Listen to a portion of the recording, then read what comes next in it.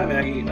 So this is my digital literacy lesson plan kind of reflection, and I'm going to try to do this under 15 minutes for you because I know that well, one, I'm going to post it to YouTube, my school YouTube account, and that will only allow me 15 minutes. But also, I don't want it to be too tedious for you. If it's handy for you, you can probably do other things while you're listening, and I'll try to make it relevant and interesting. Um, I just want to address the major points first, and I'll just go through and do those one at a time. Um, the interest-driven, or the five overarching items, starting with interest-driven.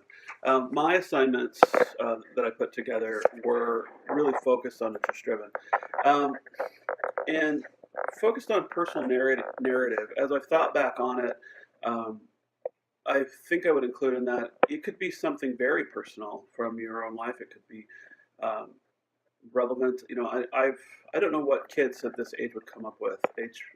Grades 4 and 5 is kind of what my target age is, and so I want them to do something that they choose some kind of narrative for the comic book or the comic strip really assignment.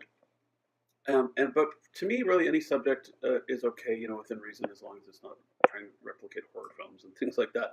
Um, but I got to thinking too, just about the social awareness kind of concept also, and I would add that in, I think, and I'm going to add that into my lesson plan. I've been working more circularly since working on this assignment. I've tried to do a little bit on each of these as I moved ahead, so that I go back and change one thing or tweak the other as I get done. Um, the peer supported parts. I think that dividing into groups is part of it. I also think that I'm going to have to do some mentoring. As the teacher, most kids don't get it. They don't understand that peer working together as a group means one of you gets to sit back and chill while everybody else does kind of whatever. And I don't want kids to think that. I want them to understand that really their best thing that they could do together is to actually just work together and just really approach it as everybody has expertise, everybody knows something. And I hope that's what would happen in a situation like this, is that the students would realize, I'm not the best at this, but I am good at that. And maybe it would be good to have a assessment time, a self-assessment time when they sit down as a group of 3 or 4 and say, hey, what are you good at? What are you excited about? What do you like? And they could split that up and make that a formal part of the lesson also. Um, Academically oriented, actually, this was kind of the main thing because I worked from the standard and built out from there. And the interesting thing to me is I think anything can become um, academically oriented if you put it together the right way. If I just said put together a random comic, that's fine. But we're going to follow some guidelines about what are some major parts of narrative. What are things that need to be present? I've used some stuff that I found outlines for, but I've simplified the language maybe a little bit. Um, like the word crisis can also be tension. They understand that feeling of suspense, um, and so that has been kind of, in my opinion, one of the easiest parts of putting this together. The shared purpose and open networks part, on the other hand, was completely opposite. I found that to be kind of difficult for me to kind of wrap my head around and see what they wanted to use. I guess part of it because I don't think about using technology in any other way. Um, and I know that part of what they're getting at is to be sharing with other teachers and stuff like that. And part of it is difficult for me to wrap my head around because I don't really see like who's going to want to use my lesson plan for making a comic book. But I see the value in see what others are doing because I could improve mine. But I just never figured somebody would want to see what I'm doing. And through rereading that section of the book, actually, I kind of found that what would it hurt to share that idea, to throw that out there. And as far as for the students, try to create that open network idea with the sharing of their storyboards, which I would put up in the room. Because I think everybody should look at each other's storyboards. Even if they're stick figures, who cares?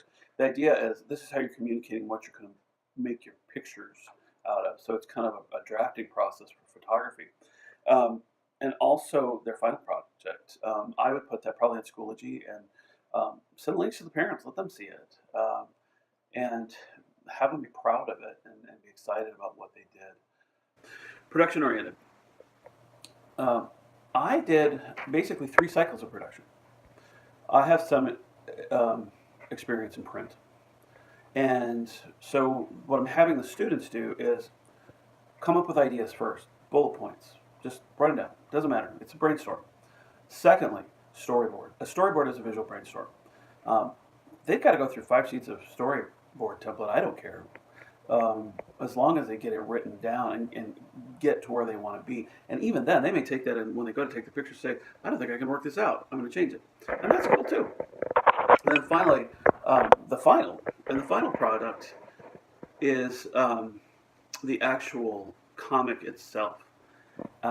And so I want them to have a way of showing that to other people, and that is their final production. Um, I think I think production centered is a good way of is kind of a good way of saying it because we're also teaching a process, kind of like in Writer's Workshop. Um, there's a big process before you get to that last thing, and I don't want kids thinking going in, oh, I'm just going to sit down and make a comic, because a lot of kids think that's how it works. Is well, you're a good artist, so you drew a comic. Comics are worthless without the story they tell. Um, the visuals are absolutely an important part for many, many people, but the story itself is what keeps people reading, keeps people coming back and rebuying a comic, um, wanting an author's graphic novel, and all the other ones he's ever made. And that's what I'm really wanting them to see in this production, is the production process is what's important. And then when you come out with that last thing, I think that's what they mean by production centered, but I think out in the world outside of education, production centered would come across as final thing, and I don't think that's what we're after. How do we overcome or make digital literacy interest driven? Uh, this is really isn't about the technology. It's about knowing your students. Um, know your students and know what their interests are. I think that's something I didn't put in my lesson plan, but I don't really know how to do that. You can't pick the right things without knowing your kids. Um, I think if you have very quiet kids, it's time to find out what are you interested in? What would you like to write about? Maybe they want to do a political piece. Maybe they want to do satire. Satire is still narrative. It's just poking fun at something or bringing attention to an important issue in a way that's not so serious. Um, and the connection between critical literacy and digital literacy. Um, I went back to page 4 of our physical book and reread that connection bit. What we listed out for me was especially this idea of we can never speak about things outside of the discourse.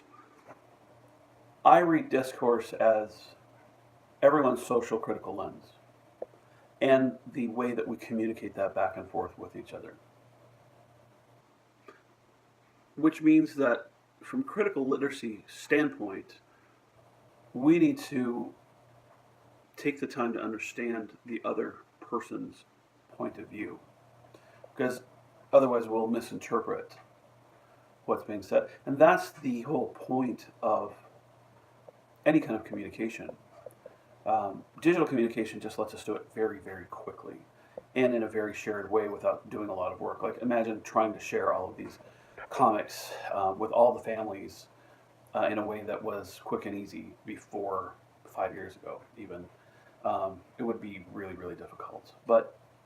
And so the communication of that is really important.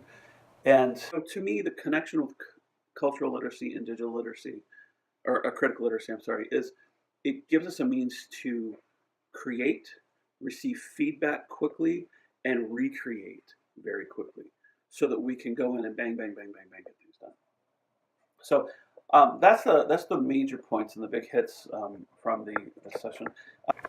Some connections directly to the text and the blog post. I'll start with the text a little bit. Page 39 of our digital text says, learners flourish and realize their potential when they can connect their interests and social engagement to academic studies, civic engagement, and career opportunity. I think that's a really valuable takeaway. Learners flourish, not just do well. My one concern with any number of things is I want students to learn things for the rest of their lives, not just for their tests. To me, that speaks of flourishing. realizing your potential. That's something that not a lot of kids get to do. They don't understand their potential until they're in their second, third year of college, and even then sometimes they've been so restrained or constricted all their lives that they don't get it. If we could get them to this point sooner and help them understand that learning is a way of reaching that potential, I think that then what we have is a connection to them for the rest of their lives. I was a little distressed. I think they used the contextually a little differently. On page 14 of this same book, I'm talking about the kids doing a blog post and asked the child, the fourth grader, if you didn't have somebody reading and commenting on your blog post, would you still do it? If you didn't have a real audience, is what they're saying. And she says, no kids are reading it, so why should I keep writing it? Maybe it's boring for them. Why should I keep writing it? And my concern with that statement is, are we helping kids see the value of the project even if you don't have an audience? A drummer alone in the forest still makes a sound, and eventually someone will hear them. And I think there's an aspect of perseverance and character there that we need to help kids with. Need to help teach them that, no, really, if this is your passion, you need to do it. If it's not your passion, that's really okay. But don't give up.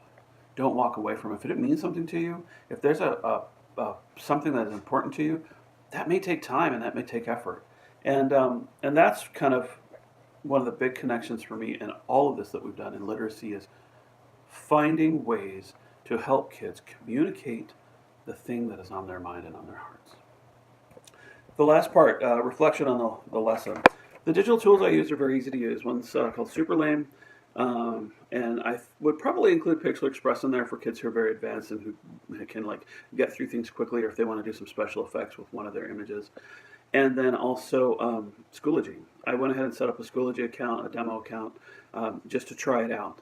None of them cost anything, so they are limited, each one in their own way. The one tool, Superlame, all it does is captions and thought bubbles for comics. That's what it does. It also does pals and bangs and things like that, which you'll probably see in my exemplar. And so that is good and bad. It's limited because it forces kids to just think and focus on one thing. I do find that sometimes saying, hey, here's a tool where you can write, talk, do all these different things. You can send a video, you can send a writing, a picture, a drawing. Sometimes that's a little overwhelming, especially in younger grades. If we can limit it down to a few choices, they're still going to have a lot of choices to make in my assignment, and I didn't want to add to that.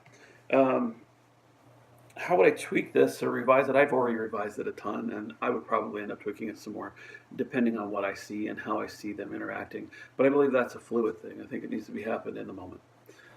When I'm engaging with students and finding out, oh, we don't understand this bit at all, or we don't understand that. I need to make some assumptions that they would have some knowledge of parts of the, they would have some knowledge of the parts of a narrative, and that we'd already covered that in class. So overall, I really enjoyed the assignment, and it is quite a bit more work than I initially thought, because I worked circularly. I've done a little bit and a little bit and a little bit, and I've got back and tweaked. So anyway, hope you have a great summer and that everything goes well with baby. And I'll talk soon. Thanks. Bye-bye.